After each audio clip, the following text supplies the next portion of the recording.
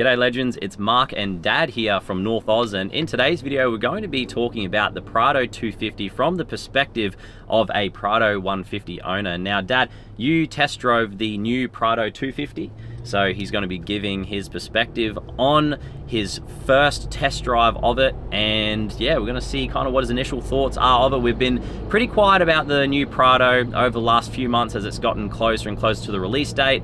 I've made quite a fair few videos on it when the first specifications came out, so we're going to kind of circle back around to our initial thoughts on it, and now that we've actually test drove it, we're going to give you guys our opinion on it. So stick around, today is going to be a good one. So you guys have joined us on our taco run for today, and we're going to be talking a little bit about the Prado 250. Now Dad, on Friday, it's Sunday now, on Friday you took the Prado 250 for a test drive. So first of all, what model did you test drive? What variant, and tell us what your experience was like of it.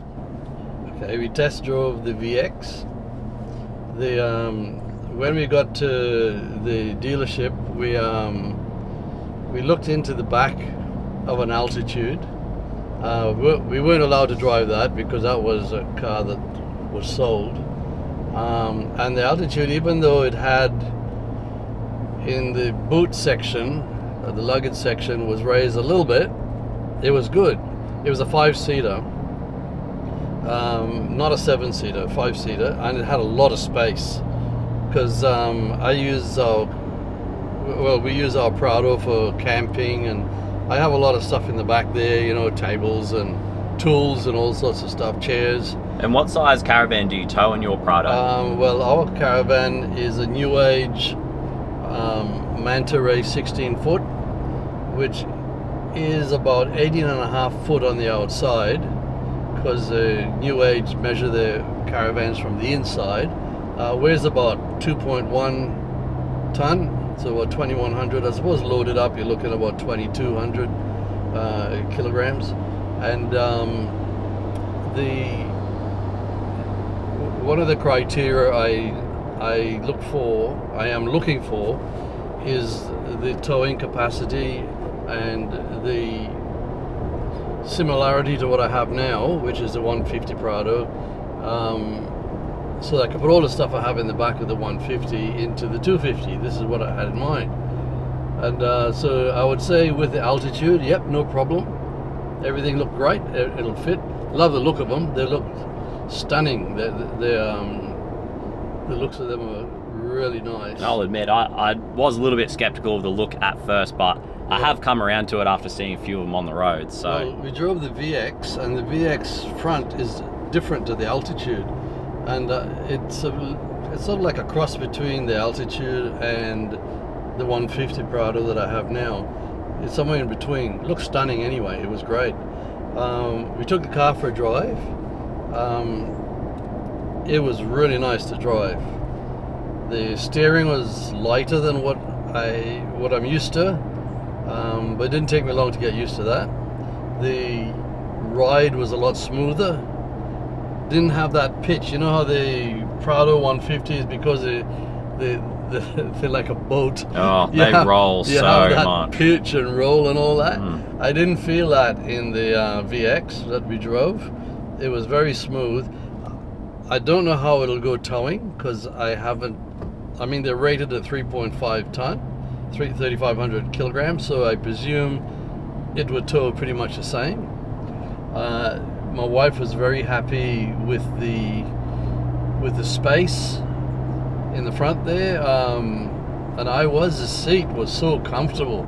Oh my goodness. That was one of the criticism that we've had, even in my time of owning the Prado, is that I always found it really uncomfortable on long trips. But Dad, you kind of came around to finding that out much later on, and it's kind of been one of your biggest gripes, is the comfort of that seat. Yeah, not being one, I don't want to be complaining, but after you're driving for a long time, I mean, it gets to a point where it's difficult to drive because of the pain. Yeah, so, but we're not the only ones. Like that's been for those of you who own Prado 150s, especially like the GXLs and that. They know that, you know, the seat's not the best thing. So and yet my wife has no problem with it. I think it's just designed different it people. just depends on the design of your bum, I suppose. Yeah.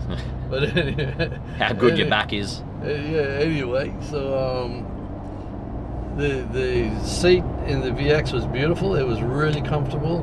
Beautiful car to drive. No complaints. My only complaint was when I opened up the rear. It had an automatic opener too, which is nice. That's pretty cool. Yeah, and it went up, which is nice. That's good in weather. You know, you have bad weather, you get shelter. That's great. But there's no luggage space. The luggage space was very small. I mean, they had a big lump that you had to get your gear in over the top, and then you put the back 2 seats down, because the VX is a 7-seater, and then I couldn't use it because I couldn't buy the car for that purpose, because that's not suitable for my camping purposes. If it was now apparently the GX is a 5-seater which has a lot more space in the back. It's those extra 2 seats apparently that make it take up a lot of they have to mount it pretty high up, or there's a battery under there, some kind of 48-volt battery or something, which doesn't help. And like the guys at Department of the Interior who's helped me out with the interior of my Land Cruiser, they're great guys. They're always good to talk to, and that they just released a flat, like a delete kind of plate, I guess, for the delete floor for the cars that have the extra seats in the back. So they have, you know, there's companies out there that have kind of started doing that process. But, you know, from your perspective, and like the perspective of most people, the last thing most people want to do is buy a vehicle just to modify it straight away. And I mean, if that's your intention, if you have a 7-seater and you need those seats and you could modify it to make it work, with storage and all that, go for it. But then you need to re-register it. Like, it's not just as simple as like, you know, there's stuff involved, you know what I mean? And people, you know what people take one look at that. Most people would take one look at that and be like, yeah, you know what, it's just not worth it. Well, you know, it's a choice between the GX then and the Altitude. If you want that space, hey. But the trouble is, I have a GLX now, and I'm just thinking, if I went down to a GX, I'm actually going backwards. Yeah. You know, but on the other hand, the Altitude is out of my price point. It's up around. That's a big jump. It's a big 100 grand. Yeah. So if I could get a GLX with the, as you said, come stock standard, so I suppose that was a disappointment. In my opinion, I think that Toyota would eventually change that. Yeah. I think what they should have done, in my opinion, I'm not a car manufacturer, but I think what they should have done was to just make the Prado a 5-seater. And that means that, because I mean, a lot of people these days don't really have big families, and it'll fit your whole family, and it'll have all the room in the back there to put all the stuff that people carry, like families when they go camping, even around town, push bikes and all the other stuff that you could put in the back there. I can't see the VX or the GLX fit for purpose in that regard. That's just my opinion. When you have a look at the rear seats, like, and I've done a video on removing the rear seats out of the GXL, when you have a look at how much effort has gone into the engineering of making that extra row of seats fit into the floor, so it only was only lifted up just a little bit in the 150. When you have a look at how much effort they put in and all the brackets and all, like, I removed so much stuff out of that. Like, putting those seats back in was a mission. And when you have a look at, I just can't see like how Toyota can just bolt seats on top of, you know, the batteries and just be like, this is fine. Like, well, the thing is that the trouble too is that the seats don't fold forward.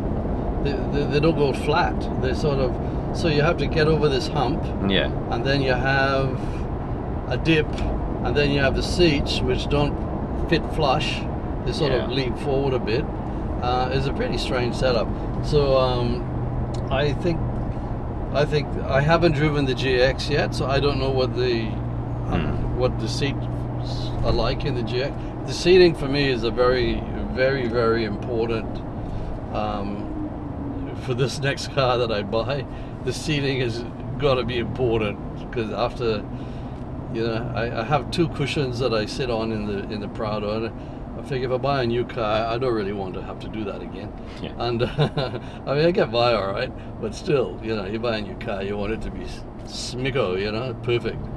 So especially when you're spending that kind of money. Another thing too, I find, yeah, exactly. Another thing too, I find that I can't seem to find a lot of information on their website about you know, GCMs and GVMs and all the different things. And for you, Dad, that is very important, because the primary job that your vehicle does, your Prado, the primary job is to tow. It's towing a caravan, that's correct. So you're not going to go out blindly, purchase a vehicle without knowing what the specs are. Exactly. Without knowing that it can 100% do the job that you have in mind for it. I imagine they will come out, but I eventually, but I won't be buying anything until I see all that. Yeah. And I want to drive the I'll drive the GX. The dealership told me that how they will call me when they get a GX, so I could go and give it a drive.